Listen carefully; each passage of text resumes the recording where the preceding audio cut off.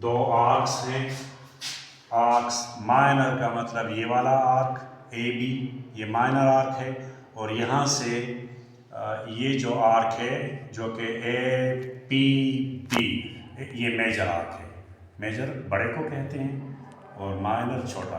अगर ए ये वाला लें तो ये माइनर आर्क कहलाता है, और अगर ये वाला ए पी बी वाला लें तो ये मेजर आर्क कहलाता है।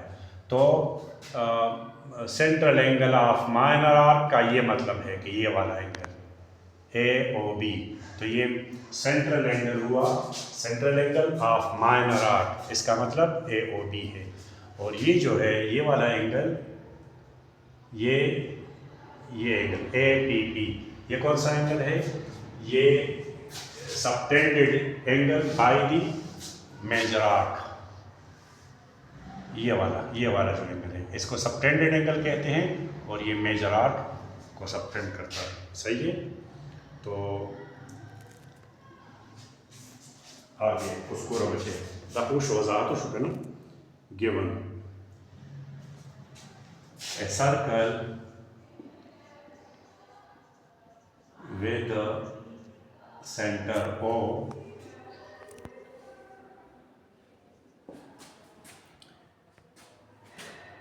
AOB is angle AOB is angle of minor arc, central angle of minor arc, angle of minor arc.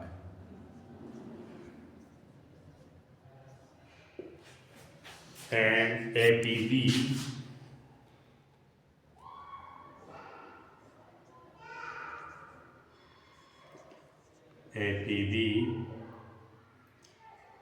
is a subtended angle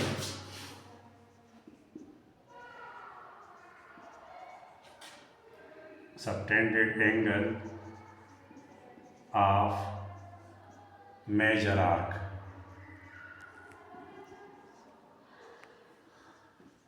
उसका आप नाम रख सकते हैं ए सी या डी, किताब में डी लिखा हुआ है तो ए डी बी, ये of major arc A D B, ये आर्क का सिंबल है। जब हम आर्क की तरह का सर्कुलर पार्ट लेते हैं तो उसको हम आर्क ए डी बी कहते हैं, और ये मेजर आर्क है। तो उसका ये सबटेंडेड एंगल हुआ ये वाला ए पी बी।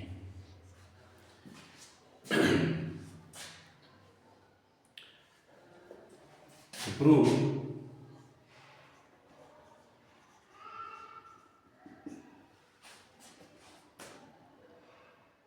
ये जो एंगल ए ओ बी है, ये इससे डबल होना चाहिए, is double of the A D B. A O B जो है ये ए पी बी से, ए पी बी से, A O B A P B. अगर हम ए पी बी को डबल कर दें तो फिर वो ए ओ बी के बराबर हो जाएगा। इसका मतलब ये है कि ये इसका हाफ है। कंस्ट्रक्शन में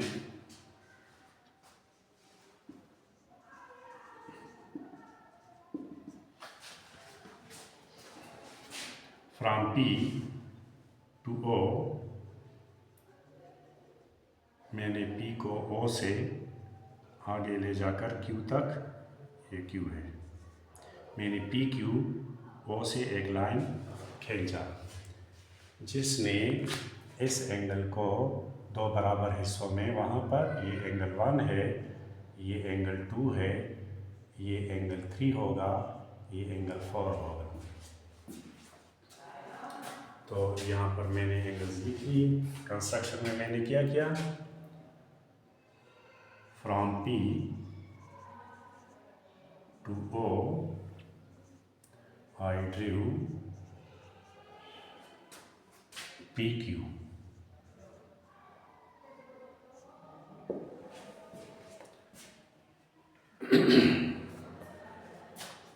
proof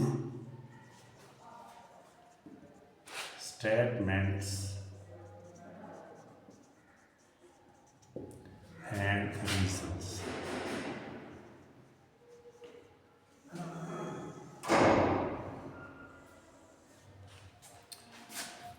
यहाँ से आप समझने के लिए मैं थोड़ा सा आपको ये अलग करके बनाऊंगा। ये वाला ट्राइंगल यहाँ पर देखें आप, एंगल 1 नज़र आ रहा है, ये बी पॉइंट है और ये पी पॉइंट है और ये ओ है। तो ये एक ट्राइंगल ओ पी बी हुआ, तो ये इसका एक्सटीरियर एंगल कहलाता है। Angle 1 is the exterior of this triangle O P B. So ये मैं साबित कर सकता हूँ कि ये वाला जो एंगल है ये angle B plus angle P के बराबर है। ये एंगल पी है, या इसको आप 3 कह दें और ये इसका आप 5 कह दें, क्योंकि 1 2 3 4 तो हो गए, तो ये इसका 5 है। मतलब यहाँ पर भी आप इसको 3 लिख सकती हैं और इसको आप 5 लिख सकती हैं। यहाँ पर मैंने यहाँ पर थोड़ा सा बड़ा करके बनाया। एंगल 1 ये जो है ये दोनों एंगल्स के बराबर है, इसके मजमूए का। Exterior angle is equal to the sum of non adjacent interior angles. ये वाला एडजेसेंट कहलाता है और ये नॉन एडजेसेंट एंगल्स हैं। तो ये मिकदार में दोनों के बराबर हैं। क्यों बराबर हैं? इसको भी आप कोई सा नाम दे सकती हैं। इसको मैं फ़र्ज़ करो मैं इसको 7 एंगल 7 कह सकता हूँ। ये एंगल 6 होगा और ये एंगल 7। तो देखें ये एंगल 7 है। मैं इसको यहाँ भी एक्सप्लेन करता हूँ। Angle 3 plus angle 5 plus angle 7, ये जो है ये एंगल 180 के बराबर है, क्योंकि ये एक ट्राइंगल के 3 एंगल्स हैं। तो जब आप तीनों जमा करें तो 180 के बराबर आता है। लेकिन जब आप एंगल 7 और एंगल 1 लेते हैं तो वो भी 180 के बराबर है। क्यों? ये एक्सटीरियर एंगल है। एक लाइन का एक साइड इन्होंने पूरा कवर किया है।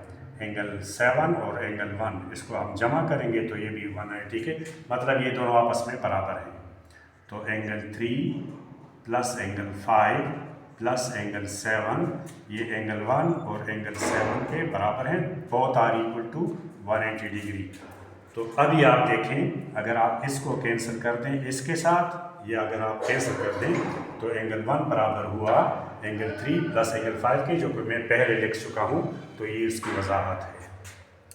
तो यहाँ पर और ये भी आप ज़रा समझने की कोशिश करें कि एंगल 3 और एंगल 5 आपस में बराबर हैं, क्योंकि ये एक सर्कल की रेडियस है। OP और OB, OP और OB ये रेडियाई ऑफ सेम सर्कल है, इसलिए 3 और 5 एंगल्स आपस में बराबर हैं।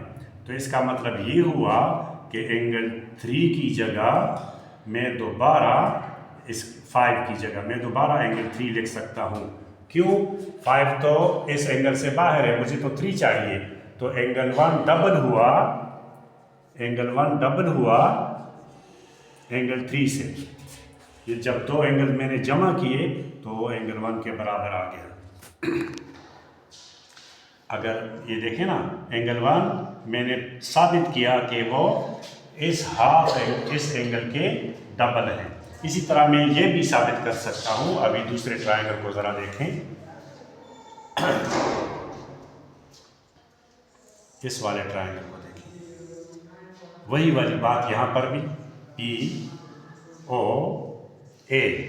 अब ये वाला, अब इसका यहाँ पर मैंने 4 लिखा हुआ है ऊपर, एंगल 4 ये, और यहाँ एंगल 6 है, और ये दोनों एंगल्स बराबर हैं, और ये वाला एंगल 2 है, जो कि इन दोनों के सम के बराबर है। जैसे मैंने पहले आपसे कहा कि एंगल 2 जो है वो एंगल 4 और एंगल 6 के मजमूए के बराबर। उसकी वजह क्या है मैंने यहाँ पर पूरा एक्सप्लेन किया, साबित भी किया मैंने कि एक्सटीरियर एंगल जो है वो नॉन एडजेसेंट इंटीरियर के सम के बराबर होता है। तो वो केस यहाँ पर भी है। एंगल 2 इस ट्रायंगल के लिहाज से ये एक्सटीरियर है और एंगल 4 और एंगल 6 नॉन एडजेसेंट इंटीरियर है, तो ये इसके मजमूए के बराबर होगा। तो एंगल 4 और एंगल 6 आपस में बराबर हैं। क्यों बराबर हैं? क्यों कि OA और OP वो भी रेडियाई ऑफ सेम सर्कल हैं, वो भी बराबर हैं, इसलिए उसके अपोजिट एंगल्स भी बराबर होंगे। तो मैं एंगल 4 और एंगल 6 की जगह फिर मैं 4 लिख सकता हूँ और यहाँ एंगल 2 है, तो एंगल 2 डबल हुआ एंगल 4 से। मतलब एंगल 2 किसके बराबर हुआ? अगर 4 को मैं 2 से ज़रब दूँ तो फिर बराबर हो जाएगा। तो मतलब ये वाला एंगल ये इससे डबल है और ये वाला एंगल इससे डबल है। अब ये दोनों आप जमा करें, इन दोनों को जमा करें तो इन दोनों के मजमूए के बराबर हो जाएगा। अब मैं टोटली आपको यहाँ पर ये तो आपको समझ आ गया होगा। अब मैं यहाँ लिखने लगा हूँ इन ट्रायंगल उस साइड वाला OPB angle 1 is exterior angle,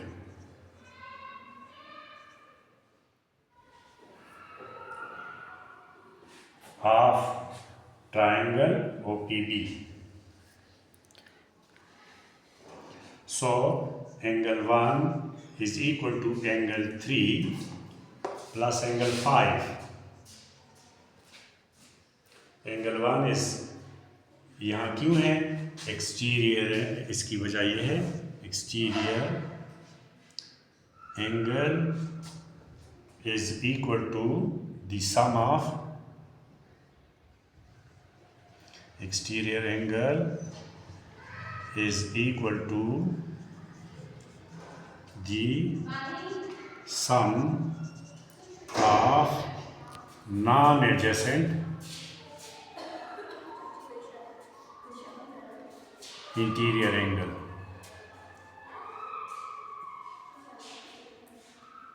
angles जो कि हमारे पास ये दोनों हैं, और हमें ये भी पता है कि एंगल 3 जो है वो एंगल 5 के बराबर हैं। तो मैं यहाँ पर एंगल 3 प्लस एंगल 5 लिख सकता हूँ, एंगल 3 फिर लिख सकता हूँ क्योंकि 3 और 5 बराबर है। क्यों बराबर है? Angles opposite to the congruent sides, angles opposite to the congruent sides are also congruent। इसकी वजह ये है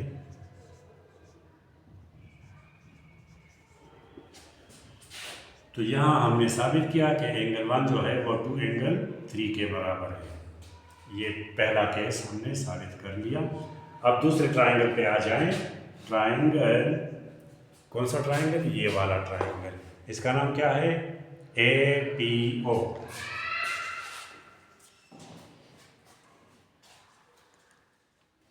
OPA, in triangle OPA angle 2 is exterior.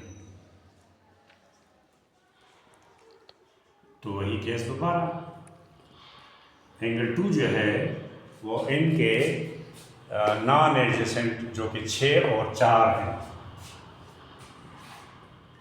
Angle 4 plus angle 6 के बराबर। उसकी वजह भी यही है, एक्सटीरियर एंगल जो है इसकी वजह भी आप ये दोबारा लिख सकते हैं। अच्छा, अब मैं क्या कह सकता हूँ? एंगल 2 जो है वो एंगल 4 और एंगल 6 भी एंगल 4 के बराबर है। क्यों बराबर है? उसकी वजह ये मैंने लिख ली, यहाँ पर भी आप ये लिख सकते हैं दोबारा, उसकी ये वजह है। अच्छा, तो ये भी साबित हो गया कि एंगल 2 ये 2 एंगल 4 के बराबर है। तो इसको आप इक्वेशन नंबर 2 कह सकते हैं। अब 1 और 2 को आपस में ऐड करें तो इसका लेफ़्ट साइड लेफ़्ट के साथ ऐड करें, एंगल 1 प्लस एंगल 2 और ये 2 एंगल 3 प्लस 2 एंगल 4।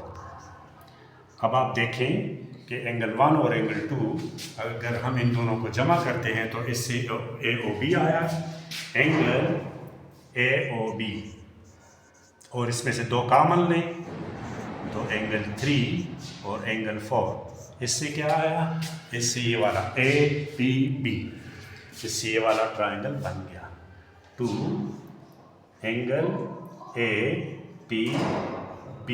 तो ये मतलब ये साबित हो गया कि ये वाला एंगल इस एंगल के डबल हो गया, और यही हमने साबित करना था। मेरे ख्याल में आपको समझ आ गई होगी कि एंगल AOB जो है वो एंगल APB के डबल है। तो ये हमने आज हमारा ये काम था और ये हमने साबित कर लिया। इसमें थोड़ी वजाहत बहुत ज़्यादा थी, अगर आपको समझ नहीं आई कहीं पर भी तो आप मैसेज करके आप पूछ सकते हैं।